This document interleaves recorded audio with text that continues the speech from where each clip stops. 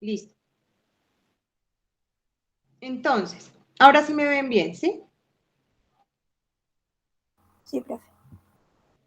Bueno, toca así hasta donde nos dé y si no, pues volvemos al tema del internet de la casa. Entonces, ay, perdón. Bueno, entonces, estábamos viendo medios probatorios en particular. El día lunes habíamos quedado en el tema de los documentos. Sin embargo, previo a continuar con el tema, previo a continuar con la clase, entonces sí les voy a rogar lo siguiente. O no rogar, sino hacer despachos, avisos parroquiales. ¿En qué consisten? Recuerden que el próximo lunes es festivo, por lo tanto no habrá clase, ¿sí? El próximo viernes va a ser las audiencias que hacen falta, ¿sí? Regálenme un momento. Que, si mal no estoy, son declaración de terceros y reconocimiento en audiencia de documentos. Declaración de terceros y declaración sobre documentos. Entonces, ustedes, por favor, deben estar preparados, ¿sí? Los chicos que tienen estas audiencias deben estar preparados. Ambos grupos van a pasar el día viernes 5 de noviembre. ¿Por qué lo digo desde ahora?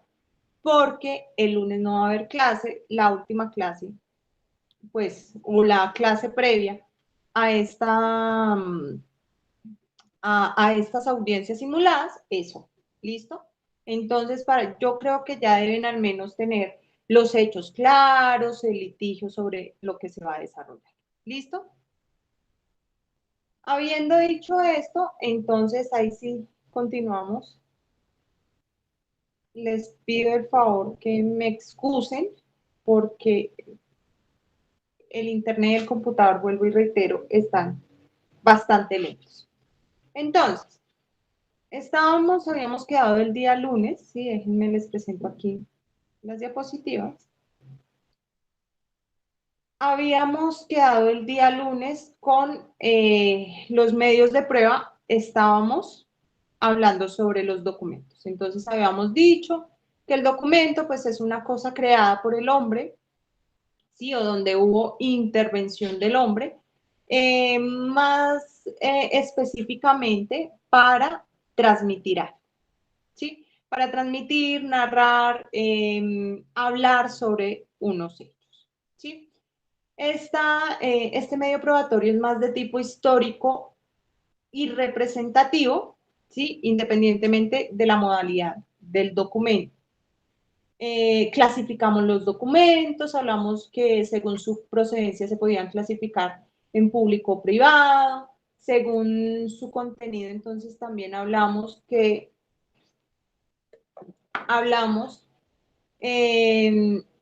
los documentos podían ser declarativos o representativos, que según la certeza de su procedencia podíamos hablar de un documento auténtico. Hicimos también aquí referencia a los documentos autenticados, ¿sí? Que no hay que confundir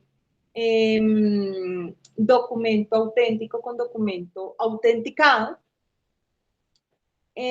Hablamos sobre la originalidad, que los documentos podían presentarse en copia inclusive, y que el Código General del Proceso le había dado el mismo valor probatorio, a menos que requiera del original o la contraparte lo pidiera.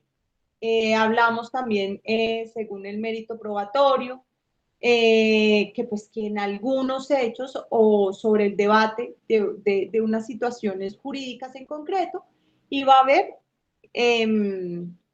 conducencia en la prueba, ¿sí? Hablamos que pues conducencia, compraventa de bienes inmuebles es el ejemplo más claro, ¿sí? Pero también hablamos de otro tipo de circunstancias como el matrimonio, como las capitulaciones, la unión marital de hecho.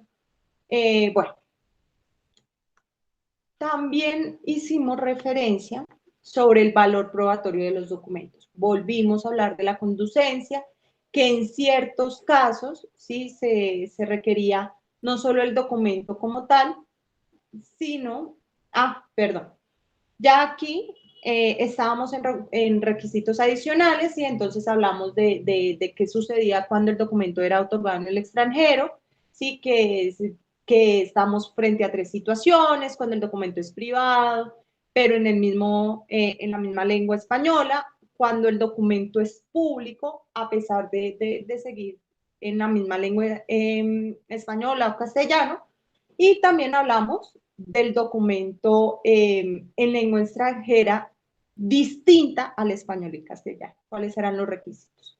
Hablamos también de esos requisitos de esos documentos que requerían registro para cierta validez de los actos, como contratos de compraventa de bienes inmuebles, contrato de compraventa de bienes muebles sujetos a registro, como las sociedades comerciales, los matrimonios, las sentencias sobre el estado civil. Hablamos del documento alterado o parcialmente destruido, ¿sí? Que requería, o más bien que establecía el Código General del Proceso frente ese tipo de documentos. Hablamos de las contraescrituras, ¿sí? Si tenían validez o no. Y finalmente, ustedes me corregirán, hablamos de las firmas, ¿sí?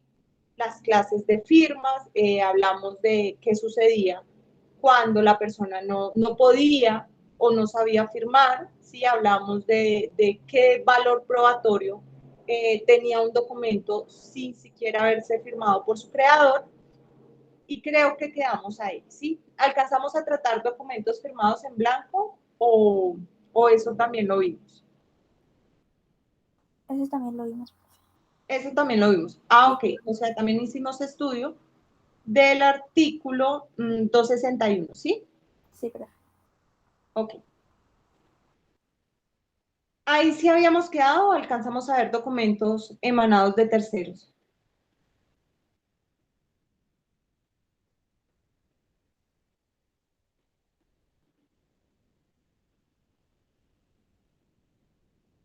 ¿Alcanzamos a ver documentos emanados de terceros?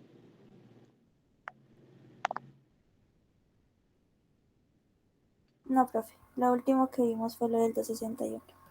Ok, listo, perfecto. Entonces, ¿cuándo es considerado un documento emitido o emanado por un tercero? ¿Quién es tercero en el proceso?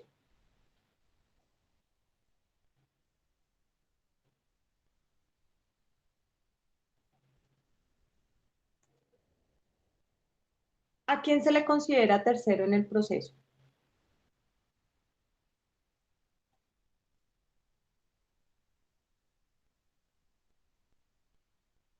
Esa persona imparcial, que no. No tanto imparcial, porque digamos un juez hace Bueno, parte que del no, proceso. en sí no tiene nada que ver con el proceso, no, no es, valga la redundancia, no es ninguna de las partes. Exactamente. Un tercero no tiene interés directo con el proceso, ¿sí? Un tercero dentro de un proceso judicial es aquella persona que no es parte, que no es actor dentro del proceso, como lo sería un juez, como lo sería un perito, ¿sí? Entonces, cuando nosotros hablamos de un documento emanado por un tercero, tenemos que hacer énfasis o referencia que a pesar de ser un documento firmado, autenticado, ¿sí? Lo expidió una parte que no tiene, o más bien una persona que no tiene ningún tipo de interés en el proceso. Artículo 262, que nos dice frente a documentos declarativos y que sean emanados por terceros. Por favor, alguien que me regale la lectura del 262. Artículo 262. Documentos declarativos emanados de terceros. Los documentos privados de contenido declarativo emanados de terceros se apreciarán por el juez sin necesidad de ratificar su contenido, salvo que la parte contraria solicite su ratificación. ¿Alguien recuerda en qué consiste el documento declarativo?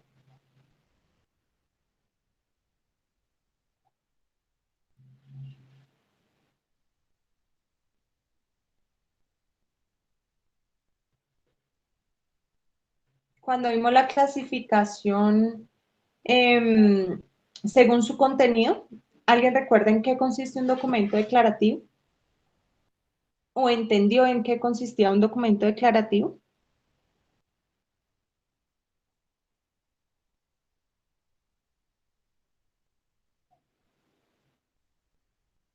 Profe, ¿no es una manifestación de la voluntad que tiene como efectos ante terceros? Digamos que se pueden consagrar inclusive hasta obligaciones jurídicas, económicas, creo, no sé si ahí ya me perdí.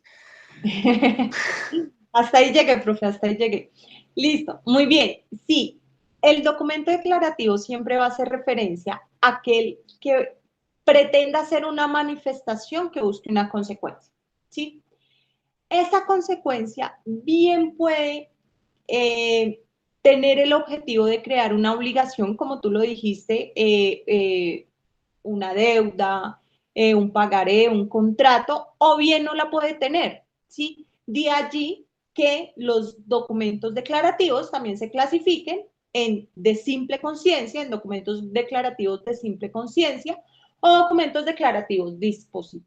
Entonces hablábamos que los de simple conciencia son aquellos que pretendan hacer una narración, ¿sí? De tipo narrativo, frente a una, es decir, buscan hacer una manifestación de tipo narrativo, como por ejemplo los testimonios, las confesiones, ¿sí? Lo que buscan es hacer esa narrativa. Ya cuando nosotros hablamos de dispositivos, sí, no solamente hacemos la manifestación, sino que adicional a ello pretendemos la creación de una obligación, ¿sí? Entonces, es válido en ese sentido traer un documento de tipo declarativo, independientemente si vaya a generar una obligación o no, es decir, de simple conciencia o declarativo dispositivo, ¿sí? Emanado del tercero y el juez los va a tener por válido. ¿Qué van a demostrar o cuál es el objetivo de ese documento declarativo? El hecho sobre el cual se pretenda o más bien recaiga esa prueba, ¿sí? Recordemos que nosotros aquí en las pruebas estamos ligados a los hechos que manifestamos y ese va a ser nuestro norte, ¿sí? Entonces, el juez los va a tener en cuenta y no necesariamente tiene que venir el tercero al proceso a ratificar ese documento emanado, ¿sí? No es necesario. La única, se puede hacer necesario, ¿sí? Se puede requerir cuando la parte contraria a la cual se le aduce ese documento que emanó ese tercero, solicite al juez que se cite al autor del documento para que él ratifique su contenido en audiencia. Eso se puede hacer, pero hasta que yo no lo haga, el juez simplemente tendrá válido su contenido sin necesidad de ratificación, ¿sí? Es decir, sin necesidad de que el tercero venga al proceso. Por otro lado, vamos a encontrar también las declaraciones extrajudiciales o extrajuicio, ¿sí? Estas declaraciones son también documentos. Entonces, regálenme, voy a estar un poquito como en dos cosas. Y es porque ahí sí ante la excusa de ustedes me encuentro en clase de la maestría, pero pues obviamente en este momento estoy 100% enfocada acá haciendo simple presencia allá. Entonces, pero sí, por favor, les pido disculpas que de pronto me vean un poco distraída o como observando algo, también es porque estoy allá, ¿listo? Entonces, cerrando como ese paréntesis, las declaraciones extrajudiciales o extrajuicio se incorporan al proceso judicial como una prueba documental, ¿sí? Cuando se le autoriza al juez tener valor probatorio sobre esas declaraciones extrajudiciales. Entonces, por lo general, las declaraciones extrajudiciales no tienen valor probatorio porque para eso está la prueba testimonial o la declaración del tercero. Sin embargo, solo son válidas dentro de un proceso cuando la ley las autoriza.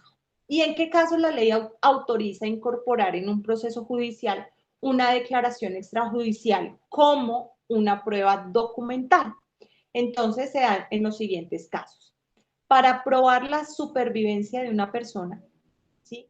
O sea, digamos en temas de herencias, en temas de sucesiones o incluso en temas pensionales, yo voy a probar la supervivencia de la persona fallecida, ¿sí?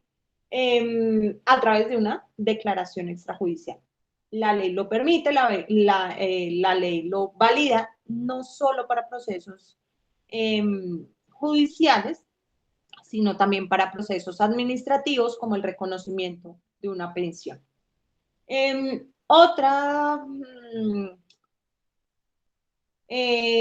otra situación que la ley permite darle por parte del juez un valor probatorio a esta prueba documental es cuando el poseedor se opone a una diligencia de entrega o de lanzamiento, ¿sí? ¿Qué es lo que pasa?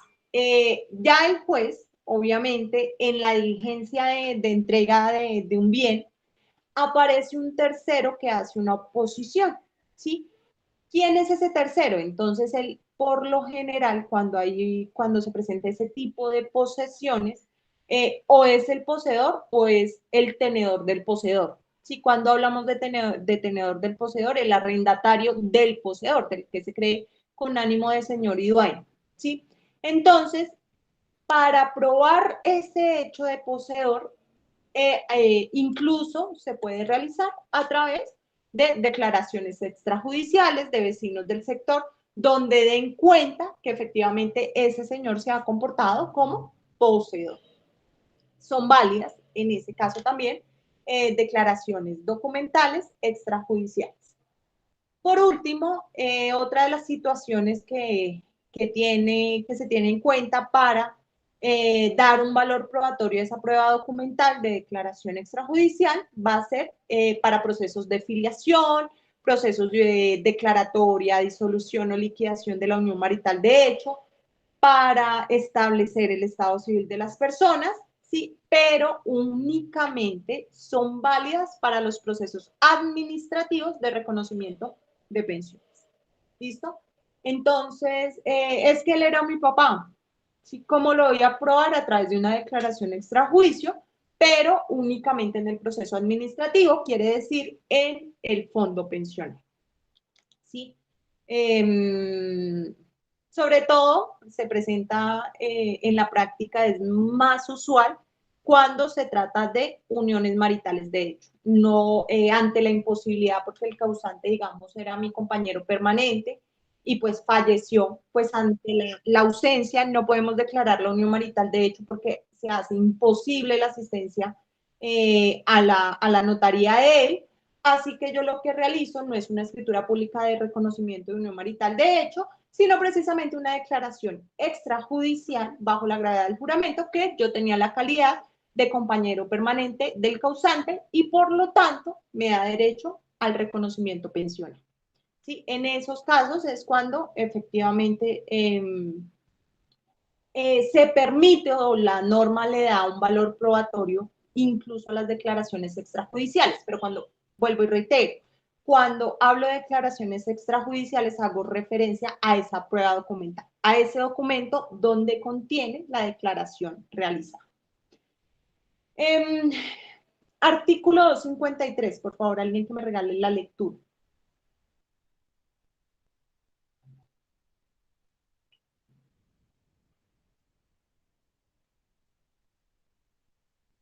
¿253, profe? Sí, señora. Fecha cierta, ¿sí? Sí, fecha cierta. La fecha cierta del documento público es la que aparece en su texto.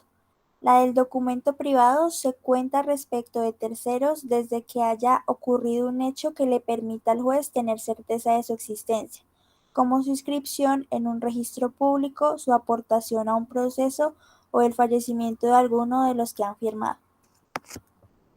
Entonces, ¿hace cuánto me obligué en el documento? Vamos a tener en cuenta la fecha que dice el documento. ¿sí? ¿Hace cuánto falleció y producto del fallecimiento? Entonces tengo un derecho, ¿sí? La fecha que conste en el documento. ¿Qué vamos a tener en cuenta aquí cuando hablamos de fechas? No va a tenerse en cuenta la fecha frente a terceros,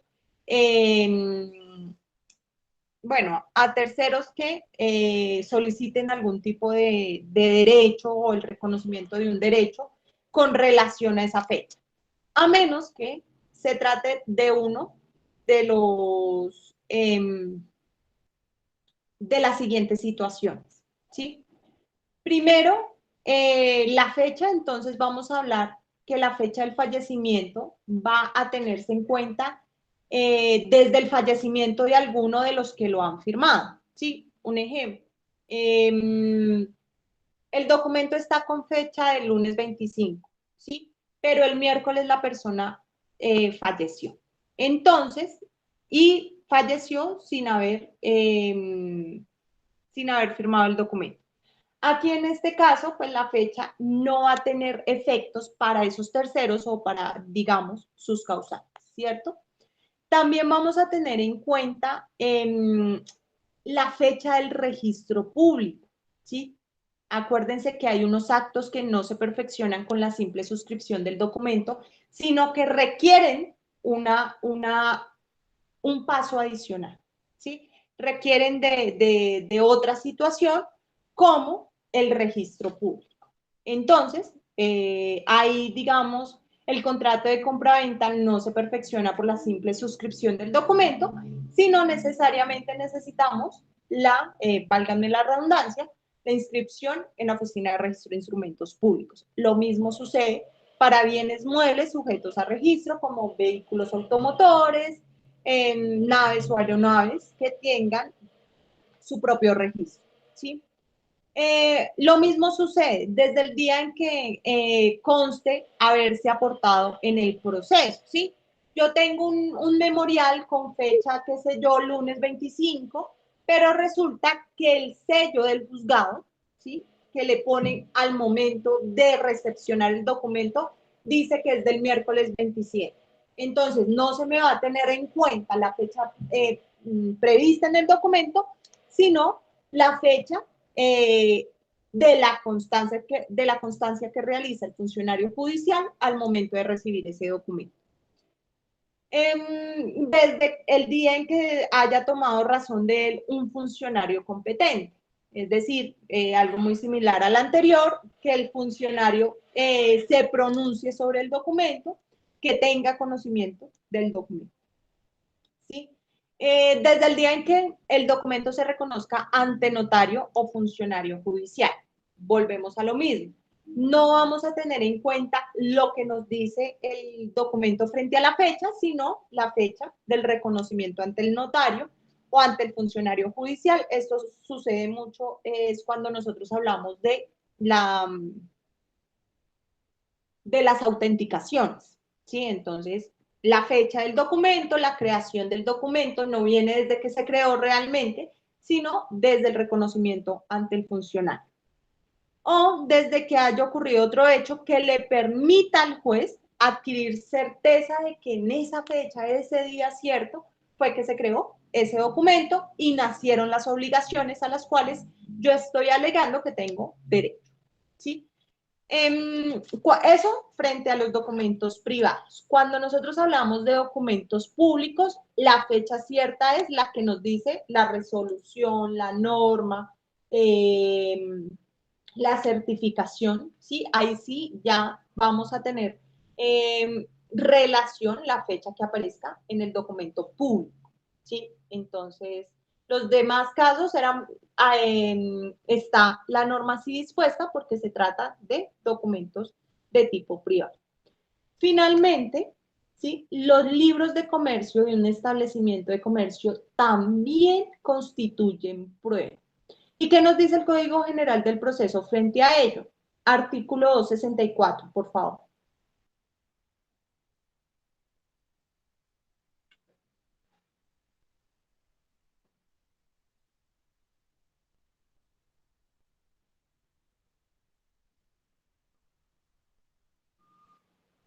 Artículo 264. ¿Todo, profe? Sí, por favor. Artículo 264. Libros de comercio. Los libros y papeles de comercio constituyen plena prueba en las cuestiones mercantiles que los comerciantes debatan entre sí. En las demás cuestiones, aun entre comerciantes, solamente harán fe contra quien los lleva, en los que en ellos conste de manera clara y completa, y siempre que su contraparte no lo rechace en lo que le sea desfavorable. En las cuestiones mercantiles, con persona no comerciante, los libros solo constituyen un principio de prueba a favor del comerciante, que necesitará ser completado con otras pruebas. La fe debida a los libros es indivisible. En consecuencia, la parte que acepte en lo favorable los libros de su adversario estará obligada a pasar por todas las enunciaciones perjudiciales que ellos contengan, si se ajustan a las prescripciones legales y no se comprueba fraude. Si un comerciante lleva doble contabilidad o incurre en cualquier otro fraude de tal naturaleza, sus libros y papeles solo tendrán valor en su contra. Habrá doble contabilidad cuando un comerciante lleva dos o más libros iguales en los que registre en forma diferente las mismas operaciones, o cuando tenga distintos comprobantes sobre los mismos actos. Al comerciante no se le admitirá prueba que tienda a desvirtuar lo que resultare de sus libros.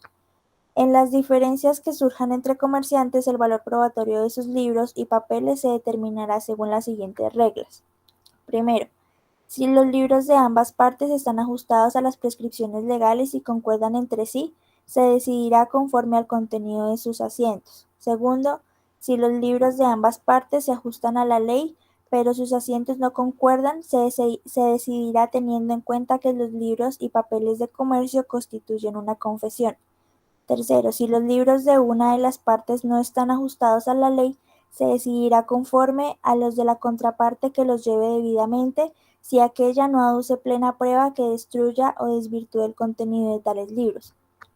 Cuarto, si los libros de ambas partes no se ajustan a las prescripciones legales, se prescindirá totalmente de ellos y solo se tomarán en cuenta las demás pruebas allegadas al juicio.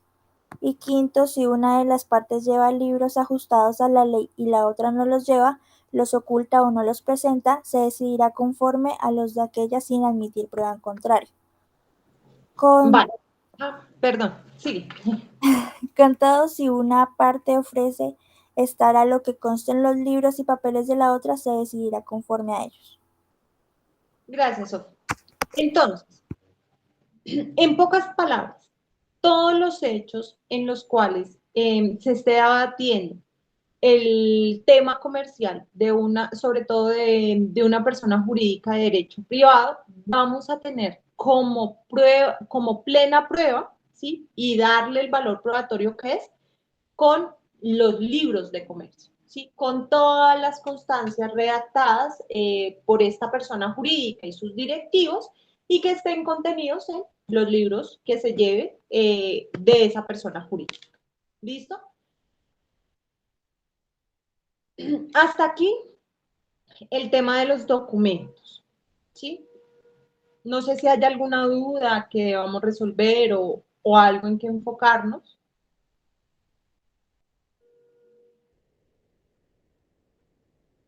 Algo ahí sí final por decir antes de pasar a la siguiente prueba es que los documentos deben ser aportados por las personas que tengan en su poder esos documentos. ¿Sí? ¿Qué significa?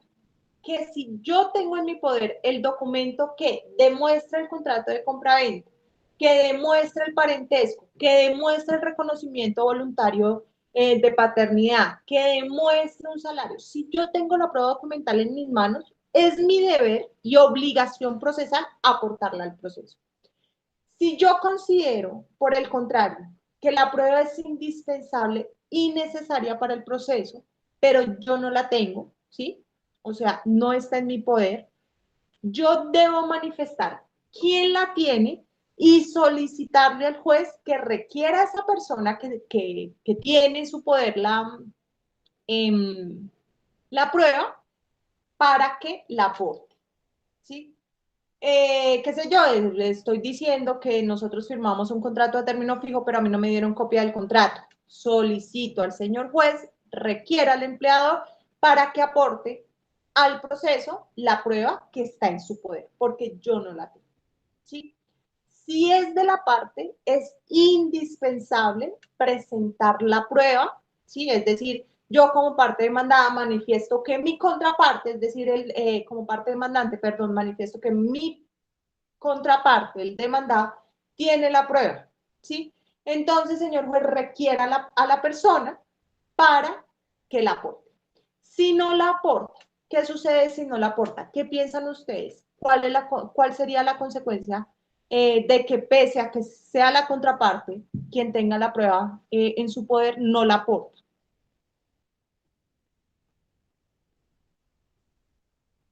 ¿Se entenderá cómo es favorable esa parte? Como cierto el hecho. Sí, recordemos que siempre las pruebas van a estar enfocadas en unos hechos. Entonces, si no la aporta o es renuente a aportar dicha documental al proceso, va a tenerse por cierto el hecho. Ya si el documento lo tiene un tercero, el juez puede requerir, incluso sancionar al tercero por falta de colaboración con la justicia. ¿Listo? Eso es como lo último que quería referenciar antes de irnos a nuestra siguiente prueba, que es la prueba pericial. ¿Cómo definirían ustedes la prueba pericial?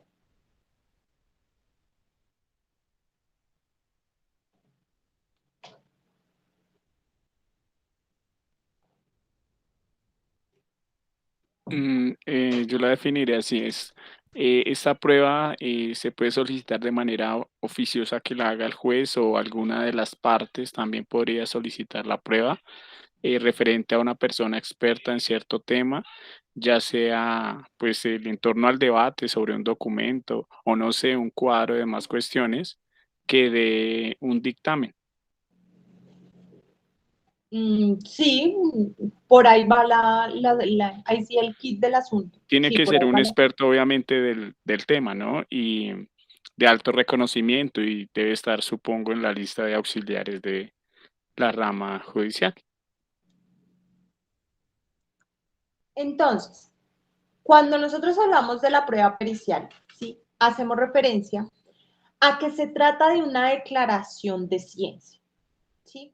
Es decir, un concepto técnico, científico o artístico que va a realizar un tercero que tiene conocimientos específicos, ¿sí? Es experto sobre esa ciencia, esa técnica o ese arte. Vamos a tener en cuenta aquí que la prueba pericial la dictamina o la practica un tercero al proceso. ¿Qué significa eso? Que el tercero ni es parte, ni se beneficia del proceso, ni tampoco percibe el hecho de forma directa. ¿Sí? Tengámoslo en cuenta, ya vamos a profundizar en ese aspecto más adelante. ¿Sí? Entonces, aquí cuando nosotros hablamos de prueba pericial, hacemos referencia a que ese tercero elabora un dictamen pericial que en últimas es la opinión conclusiva de la persona que tiene experiencia en esa arte o en esa profesión o en ese oficio, ¿sí? Al cual le estamos consultando, así que su opinión es netamente consultiva, y que posterior a haber analizado un conjunto de pruebas a las cuales le dimos acceso, ¿sí? Nos realiza su opinión, nos realiza su conclusión. ¿Sí? Entonces, ¿qué puede hacer el perito? Puede analizar las pruebas, puede realizar exámenes, experimentos, ¿sí? Con el fin de arribar a una conclusión. Y esa conclusión va a ser otorgada al juez para efectos de determinar la certeza de unos hechos o de una hipótesis de carácter procesal. Hasta ahí llega el tema del dictamen pericial, ¿sí? ¿Qué significa esto? Que llegue hasta ahí. Que el perito no puede dar conclusiones de tipo jurídico, ¿sí? No puede emitir conceptos jurídicos. ¿Por qué creen ustedes que eso sucede? Porque él no es el juez. Porque quien debe hacer el análisis, quien debe hacer la conclusión respecto de un concepto jurídico es directamente el juez, ¿sí? El juez sí puede emitir su concepto teniendo en cuenta la conclusión a la que arribó el perito, pero, o sea, se va a sustentar, ¿sí?, su decisión sobre ese dictamen, más no el dictamen nos puede estar fallando el proceso judicial, ¿sí? Ahí sí, zapatero a tus zapatos, ¿sí? Dicen las abuelitas. Entonces, el perito hace la conclusión y el juez emite el concepto jurídico. ¿Cuándo es procedente, entonces, la prueba pericial? Vamos a tener la procedencia de la prueba pericial en el artículo 226, ¿sí? ¿Qué nos dice el artículo 226 frente a la procedencia? Entonces, por favor, alguien regáleme la lectura del 226.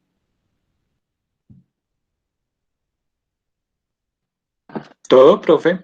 No, el inciso primero. Ok. Artículo 226. Procedencia. La prueba pericial es procedente para verificar hechos que interesen al proceso y requieran especiales conocimientos científicos, técnicos o artísticos. ¿Sigo? ¿O hasta No, ahí? déjamelo hasta ahí. ¿Cuándo es procedente, entonces, sí, el dictamen pericial? Cuando se traten de hechos importantes para el proceso, es decir, importantes para la decisión frente a las pretensiones y excepciones presentadas por las partes, ¿sí? Pero que esos hechos me van a requerir a mí un conocimiento científico, técnico o artístico.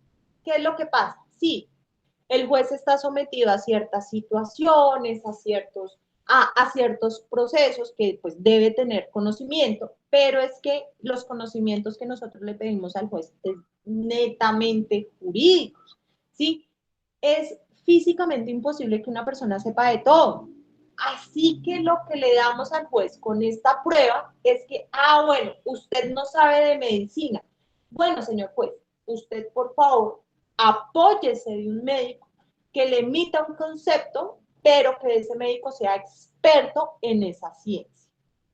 Entonces ya ahí no me va a servir un médico ginecólogo, por ejemplo, para temas de salud ocupacional, ¿sí? Entonces ahí ya vamos a requerir, perdón, una experticia de ese profesional en esa ciencia o en esa técnica. ¿Qué hace el Código General del Proceso? Recuerden que el Código General del Proceso es una modificación a partir de la Ley 1546 del 2012. Sí, antes estábamos con el Código de Procedimiento Civil y esta norma entra en vigencia a partir del 2016. ¿Qué sucede con el Código General del Proceso? Por fortuna, introduce unas modificaciones sustanciales a la prueba pericial que traía el Código Procesal, el Código de Procedimiento Civil. ¿Como cuáles? La introducción, ¿sí? Introduce, o más bien, permite la introducción del dictamen pericial de parte, ¿sí? Ya le da a las partes la posibilidad que lleguen al proceso incluso con el experticio, ¿sí? De allí que la parte pueda aportar el dictamen pericial con la persona que él considere es experto para la ciencia, técnica o arte requerido dentro del proceso, ¿sí?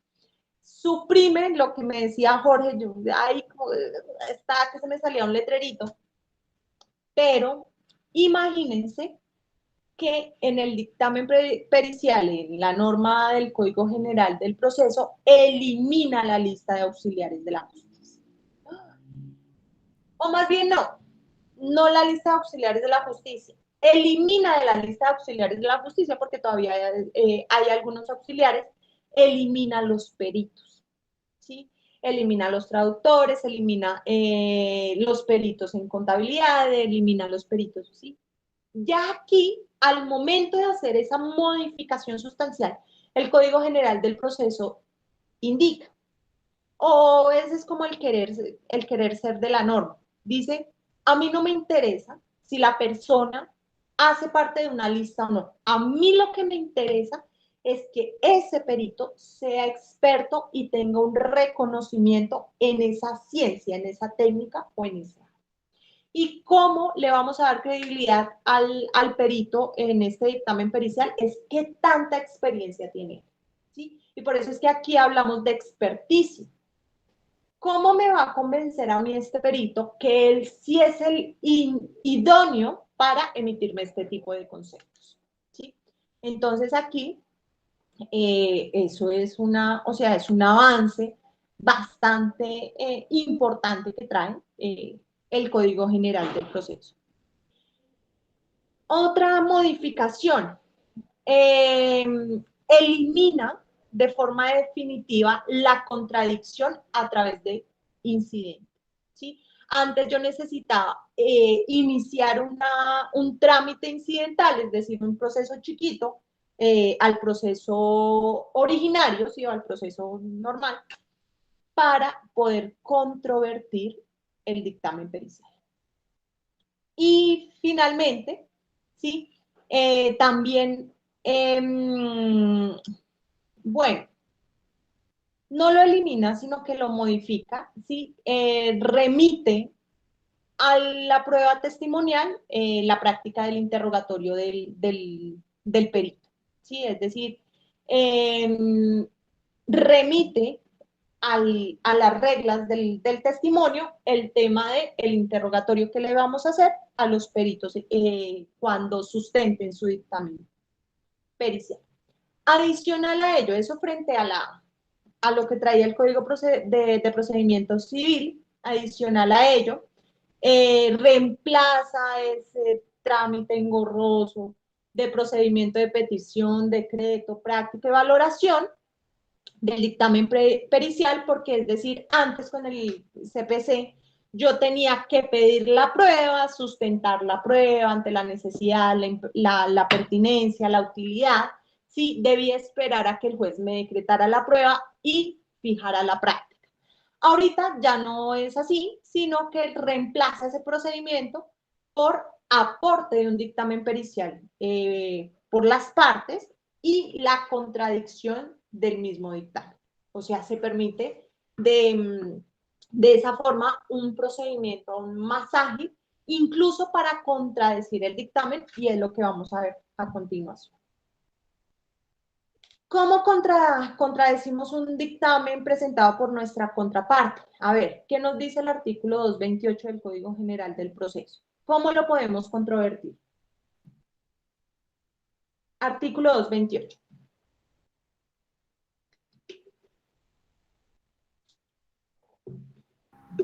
Todo sí, profe. Artículo 228. Contradicción del dictamen. La parte contra la cual se aduzca un dictamen pericial podrá solicitar la comparecencia del perito a la audiencia, aportar otro o realizar ambas actuaciones. Estas deberán realizarse dentro del término de traslado del escrito con el cual haya sido aportado o, en su defecto, dentro de los 3 días siguientes a la notificación de la providencia que lo ponga en conocimiento. En virtud de la anterior solicitud, o si el juez lo considera necesario, citará al perito a la respectiva audiencia, en la cual el juez y las partes podrán interrogarlo bajo juramento acerca de su idoneidad e imparcialidad y sobre el contenido del dictamen. La contraparte de quien haya aportado el dictamen podrá formular preguntas asertivas e insinuantes. Las partes tendrán derecho, si lo consideran necesario, a interrogar nuevamente al perito en el orden establecido para el testimonio. Si el perito citado no asiste a la audiencia, el dictamen no tendrá valor. Si se excusa al perito antes de su intervención en la audiencia, por fuerza mayor o caso fortuito, el juez recaudará las demás pruebas y suspenderá la audiencia para continuarla en nueva fecha y hora que señalará antes de cerrarla, en la cual se interrogará al experto y se surtirán las etapas del proceso pendientes. El perito solo podrá excusarse una vez. Las justificaciones que por las mismas causas sean presentadas dentro de los 3 días siguientes a la audiencia solo autorizan el decreto de la prueba en segunda instancia si ya se hubiere proferido sentencia. Si el proceso fuera de única instancia, se fijará por una sola vez nueva fecha y hora para realizar el interrogatorio del perito. En ningún caso habrá lugar a trámite especial de objeción del dictamen por error grave. Parágrafo. En los procesos de filiación, interdicción por discapacidad mental absoluta e inhabilitación por discapacidad mental relativa, el dictamen podrá rendirse por escrito. En estos casos se correrá traslado del dictamen por 3 días, término dentro del cual se podrá solicitar la aclaración, complementación o la práctica de uno nuevo a costa del interesado mediante solicitud debidamente motivada. Si se pide un nuevo dictamen, deberá precisarse los errores que se estiman presentes en el primer dictamen.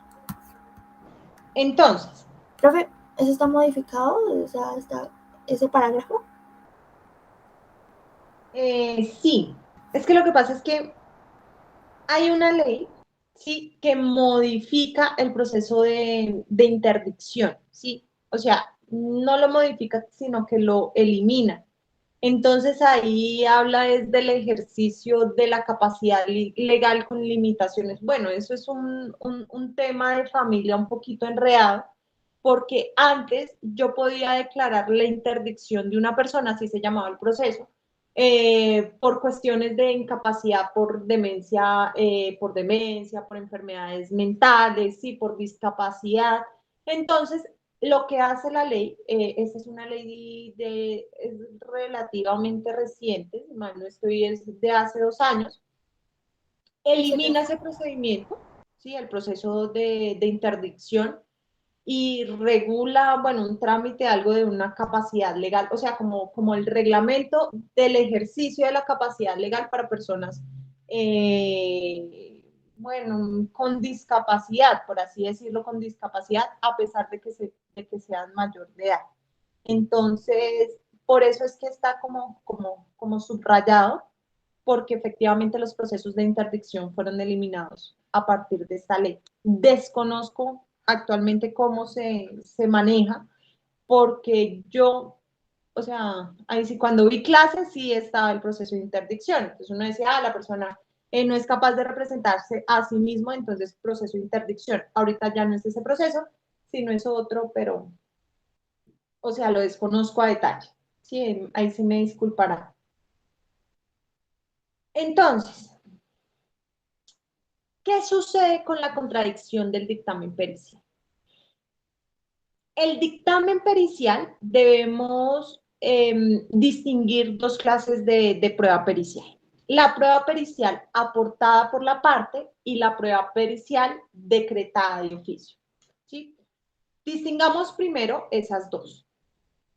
¿Cuál es la diferencia? Que la una la aportan las partes en su momento de hacer la solicitud y el aporte de pruebas, y la otra es decretada oficiosamente por el juez al considerar que hay que verificar unos hechos que requieren cierta experticia, ¿sí?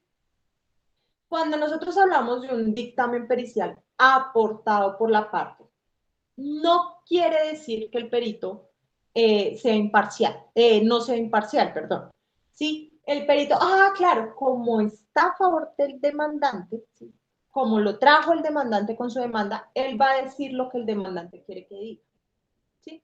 Y uno lo puede pensar así, o sea, por simple lógica uno dice, claro, es el amigo del abogado del demandante, lo primero que dicen de los peritos, es que es el amigo del... No, ese dictamen está amañado, ¿sí? Es que hay ciertos abogados que pues que juegan así como de esa forma. Ya les cuento una experiencia que me acabo de pasar, muy interesante, muy buena, y como para que ustedes se den cuenta. Entonces, aquí el artículo 228 le dice a la contraparte de quien presenta el dictamen, tranquilo, no se preocupe, usted puede contradecir ese dictamen pericial presentado por su contraparte. ¿Qué puede hacer? Puede hacer cualquiera de las 3 cosas, de 2 cosas o incluso ambas, ¿sí? Usted puede controvertir un dictamen, ¿sí? Usted puede contradecirlo solicitando la comparecencia del perito a la audiencia, ¿sí? Es decir, señor juez, yo solicito que el perito, fulanito de tal, que presentó el dictamen tal, venga a la audiencia y me responda unas preguntas que a mí todavía no me queda claro de ese dictamen. Uno, esa es la primera opción, solicitar la comparecencia del perito a la audiencia. Segunda opción, un contradictamen. Nosotros en la práctica lo denominamos un contradictamen. ¿En qué consiste? Aportar otro dictamen para controvertir lo que me dijo el dictamen que me presentó mi contraparte. O puedo realizar ambas, a pesar de haber solicitado un contradictamen, es decir, no solicitado, perdón, a pesar de haber aportado otro dictamen de un perito ya más de mi confianza y que refute lo que dijo el primer perito, ¿sí? Adicional a ello, yo puedo solicitar la comparecencia del perito de la contraparte e interrogarlo. ¿Cómo lo voy a interrogar? Pues ya aún me voy a basar en el nuevo dictamen que yo aporté. ¿Cuándo se hace eso? Por excelencia, si la parte demandante presenta el dictamen pericial con la demanda, pues es de simple lógica que vayamos a solicitar o a aportar un nuevo dictamen, ¿sí? Con la contestación de la demanda. Vamos a solicitar la comparecencia con la contestación de la demanda o aportar el nuevo dictamen igualmente con la contestación de la demanda, ¿sí? O si me corrieron traslado del dictamen, ¿sí? Es decir, la parte lo presentó, se corre traslado a la contraparte, un ejemplo. Yo presenté la demanda, soy parte demandante, pero al contestar la demanda, yo no presenté dictamen pericial, al contestar la demanda, la parte demandada presenta con su contestación un dictamen pericial. A mí me corre el traslado del dictamen y en el término de los 3 días voy a realizar cualquiera de esas dos opciones o incluso ambas. No lo hice, dejé de ser el término, no caí en cuenta, no lo solicité, ¿sí? Por X o Y razón.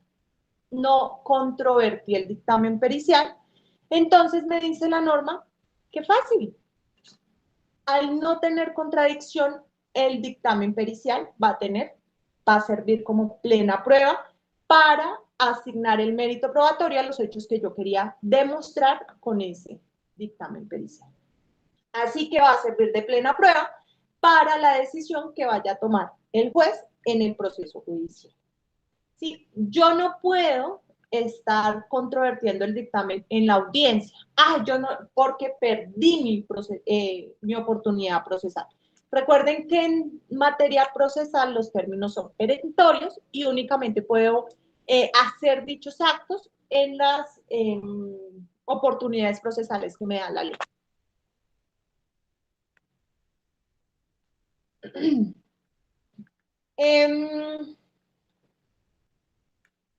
¿Qué se puede preguntar? ¿Cómo se puede preguntar? ¿Y qué se puede preguntar?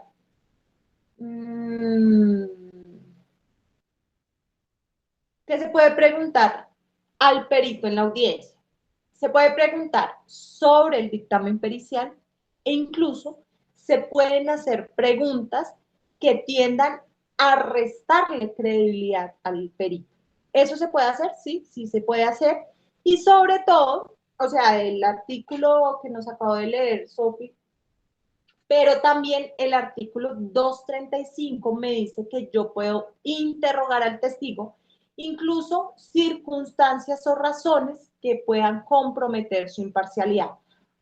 Señor perito, es que usted es familiar de la parte, ¿sí? Usted es primo, usted es amigo, usted, ¿sí? Todas esas cuestiones de imparcialidad que vimos en las declaraciones de tercero aplican también para el perito. ¿Y cuándo lo voy a hacer? Pues en la práctica del interrogatorio. Veamos qué nos dice el artículo 235.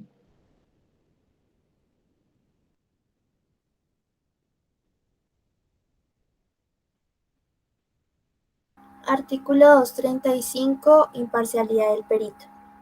El perito desempeñará su labor con objetividad e imparcialidad y deberá tener en consideración tanto lo que pueda favorecer como lo que sea susceptible de causar perjuicio a cualquiera de las partes.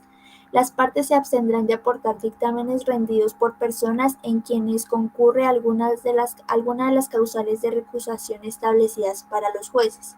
La misma regla deberá observar el juez cuando deba designar perito.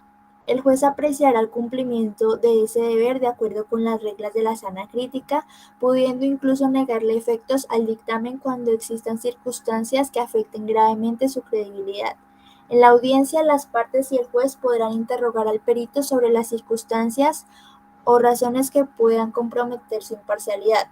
Parágrafo. No se entenderá que el perito designado por la parte tiene interés directo o indirecto en el proceso por el solo hecho de recibir una retribución proporcional por la elaboración del dictamen.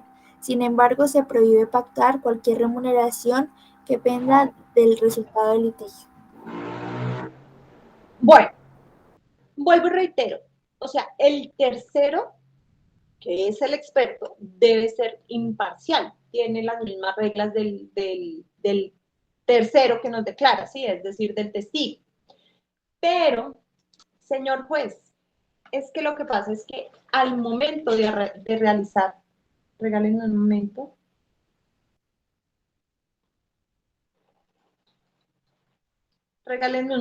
por 2 minutos.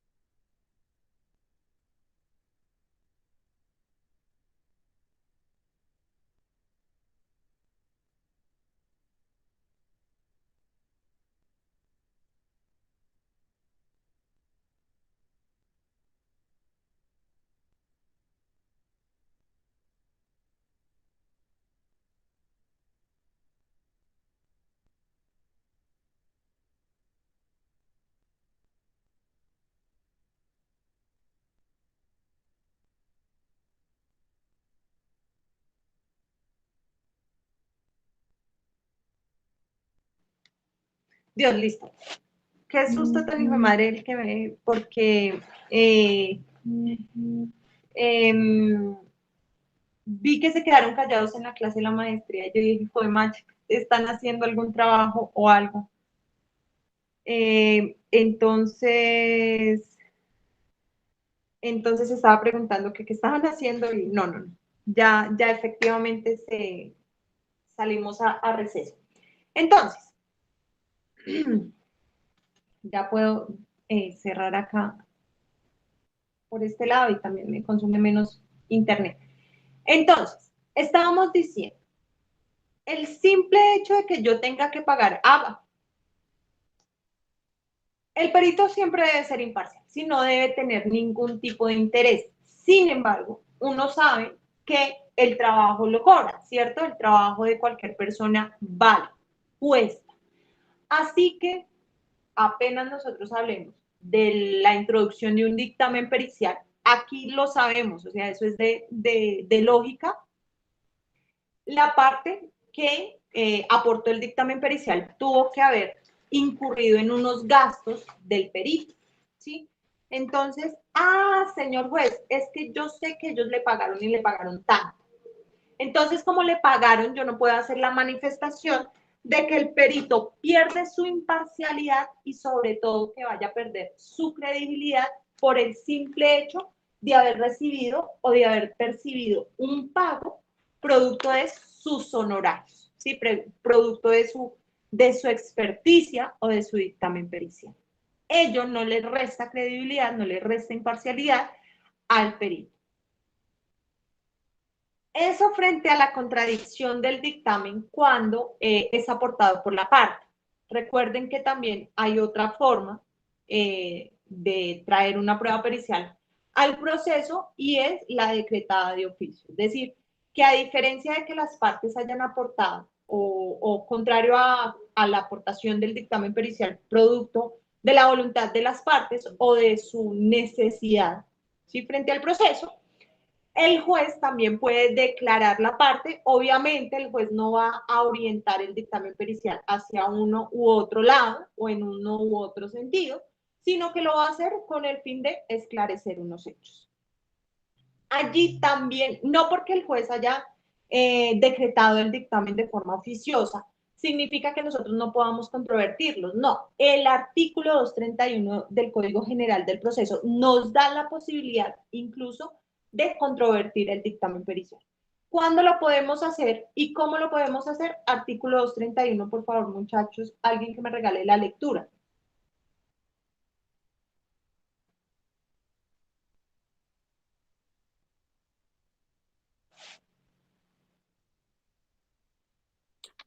Artículo 231. Práctica y contradicción del dictamen decretado de oficio. Rendido el dictamen, permanecerá en secretaría de disposición de las partes hasta la fecha de la audiencia respectiva, la cual solo podrá realizarse cuando hayan pasado por lo menos 10 días después de la presentación del dictamen.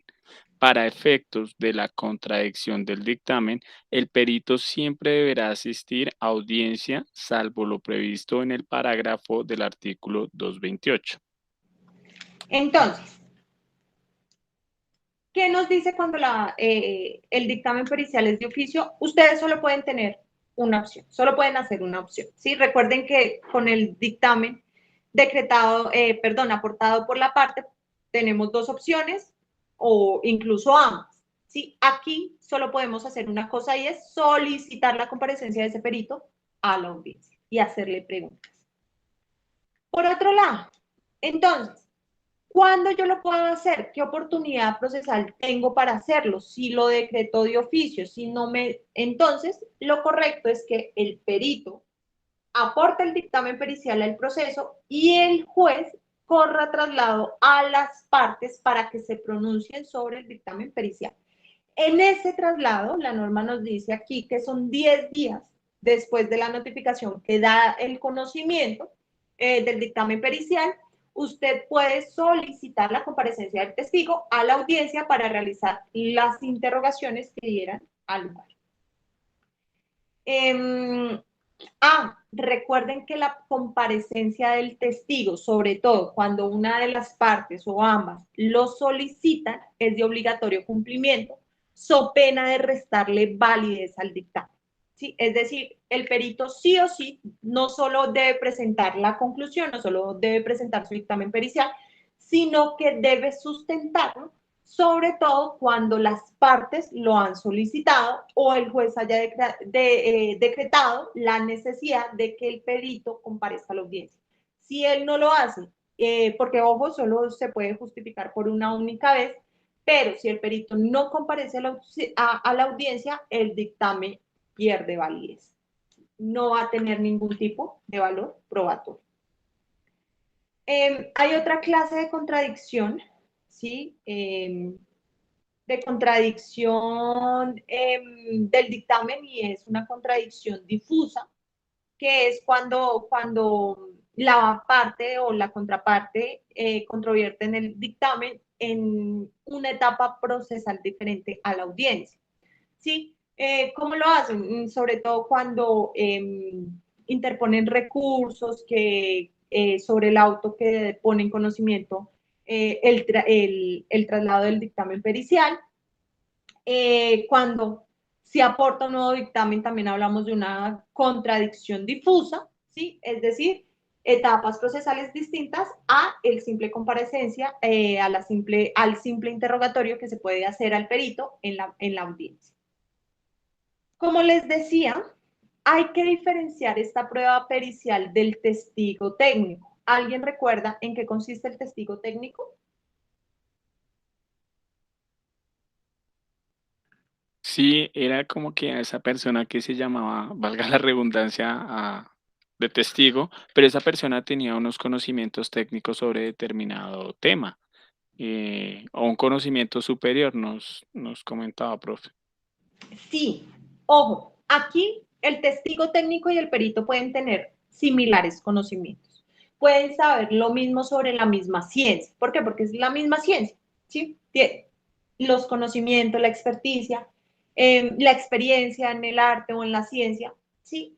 La diferencia es en la percepción de los hechos. Mientras el perito no conoce los hechos, no tiene acercamiento directo con los hechos, el testigo sí.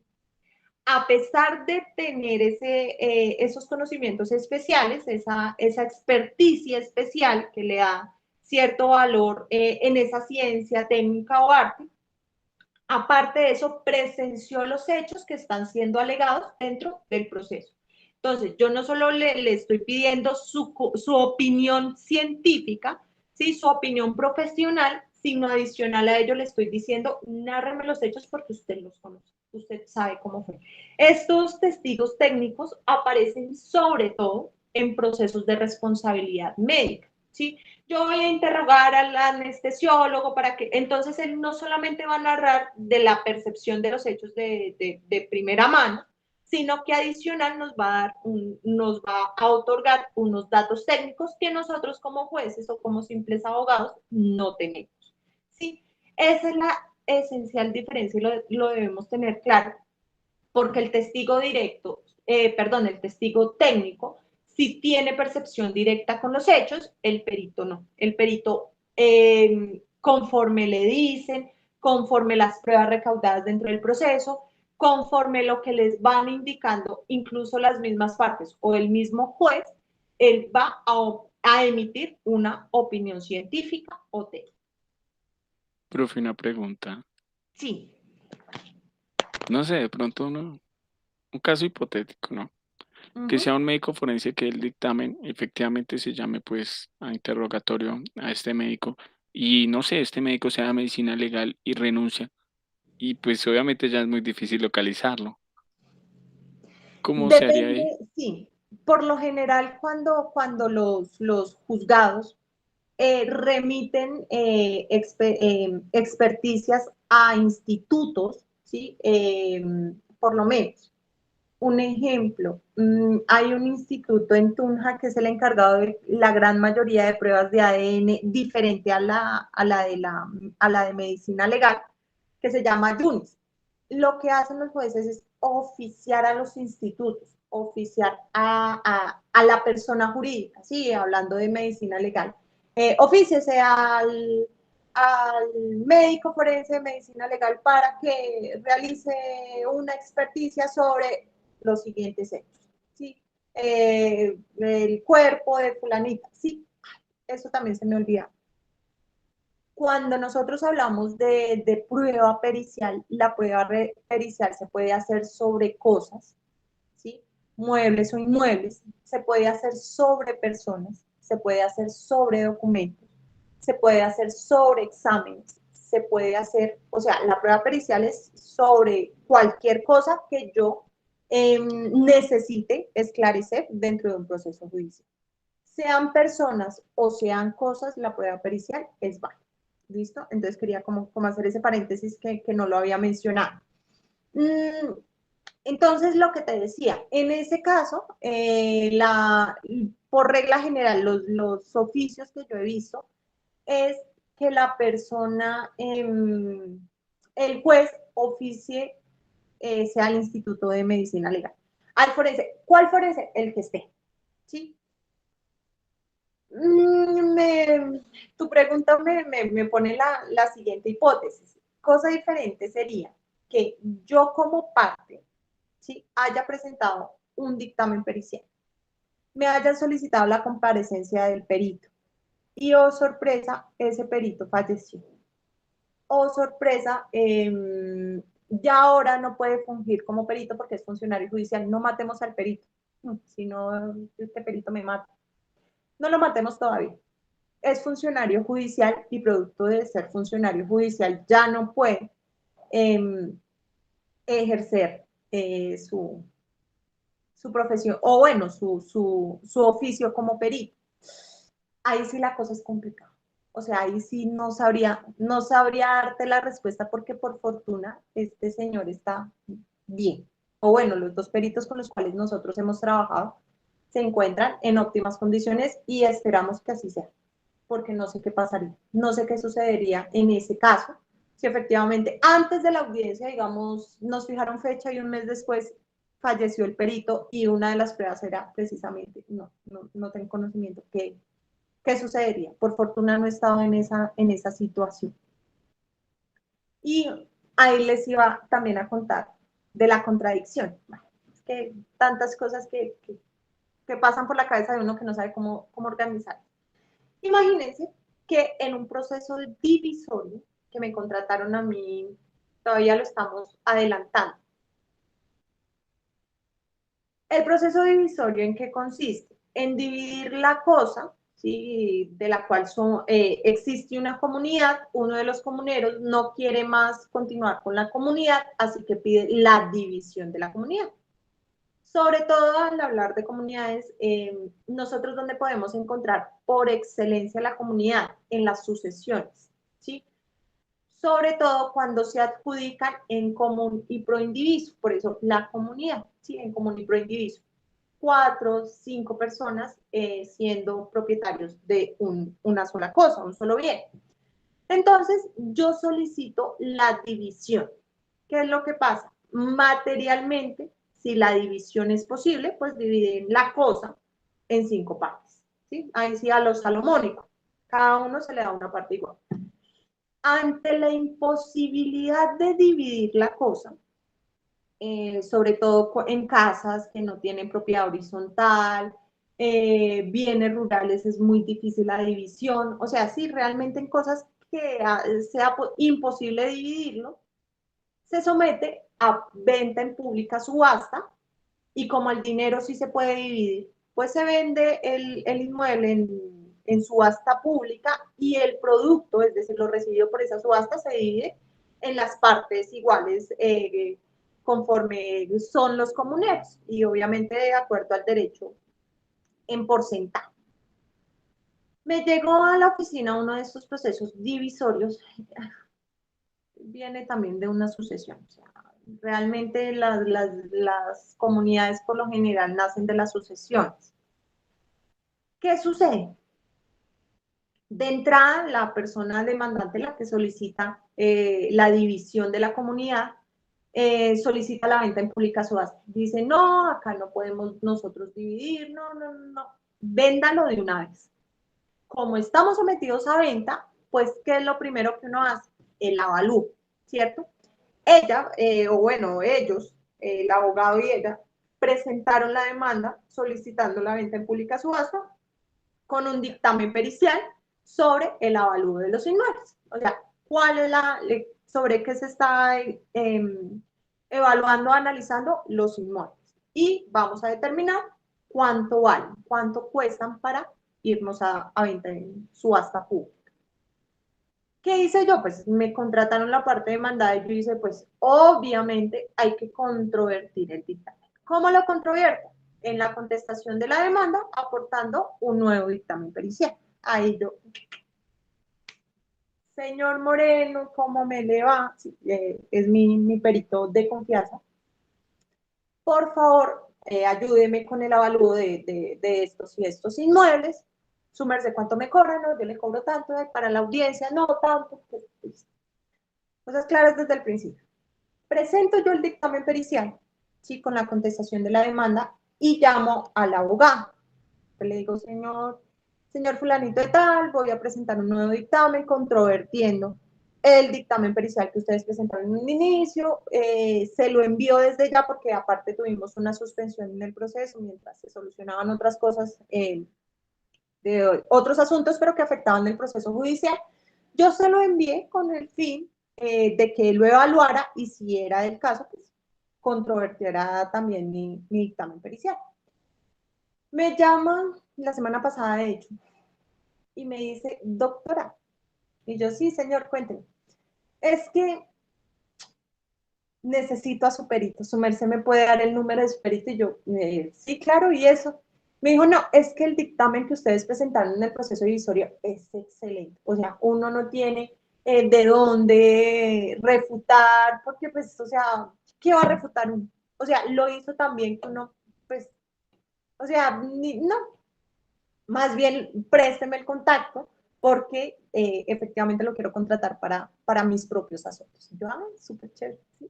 Esa es como, eso me parece un buen ejercicio profesional, incluso entre nosotros mismos. Sí, obviamente nosotros somos colegas, ¿sí? Puede que seamos contrapartes en algunos procesos judiciales, pero de todas formas somos colegas y pues para eso estamos, para ayudarnos, ¿no? Entre nosotros y generar como un ejercicio de la profesión, sobre todo leal. Entonces me parece como interesante. En este proceso, pues como habían dos dictámenes, el juez decretó de oficio su propio dictamen para llegar a una conclusión, porque pues, le entraban las dudas del mundo teniendo en cuenta pues, que había dos dictámenes. Pero bueno, ahí vamos, en esa vamos con ese proceso. Pero les cuento esa anécdota en el sentido de que no porque nosotros le paguemos al perito significa que el perito perdió su profesionalismo y se volvió incluso tiene interés directo con el resultado del proceso. Eso no es así, ¿vale? Entonces esa era como la historia que les quería contar. Finalmente vamos a ver los requisitos del perito. Dejémoslo para la próxima clase, ¿les parece? Ya para el lunes, ya regálenme 5, dejemos esto para el lunes 8 de noviembre. Este calendario. Lunes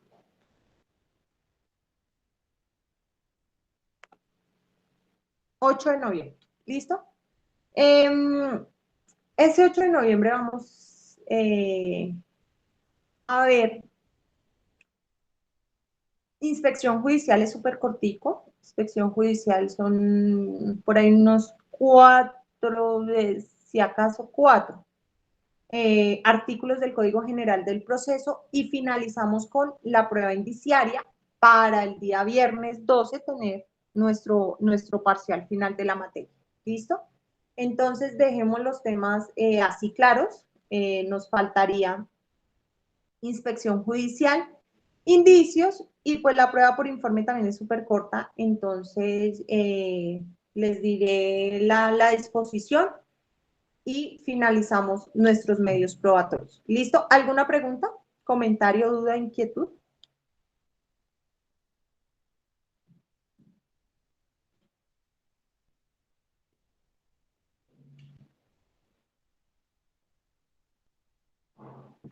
No, no, señora. El parcial es el 12, ¿verdad? Es lo único, el 12. Sí, sí, la clase pasada quedamos que era el viernes 12. ¿Listo? Ah, Recuerden, bueno, profe. obligatorio asistir a clases, las clases siguen siendo, o más bien, el programa sigue siendo de forma presencial, lo que pasa es que nos apoyamos con medios remotos, por lo tanto, obligatorio estar aquí en clase mientras desarrollan el parcial. ¿Listo? Vale, profe. Profe, es que de mi grupo necesitamos una tutoría. ¿Será que te podemos escribir por correo para coordinar cuándo nos vamos? Martes por la tarde. Vale, profe. Martes voy a estar en la biblioteca de ¿Se la sede puede, Álvaro Castillo. ¿Se puede virtual, profe? Es que es como, bueno, envíame entonces el correo y fijamos una fecha para hacer la tutorial, ¿listo? Vale, vale, profe, muchas gracias. Bueno, que estés muy bien. Igualmente, profe. Feliz día, chicos. Feliz fin de semana y que descansen.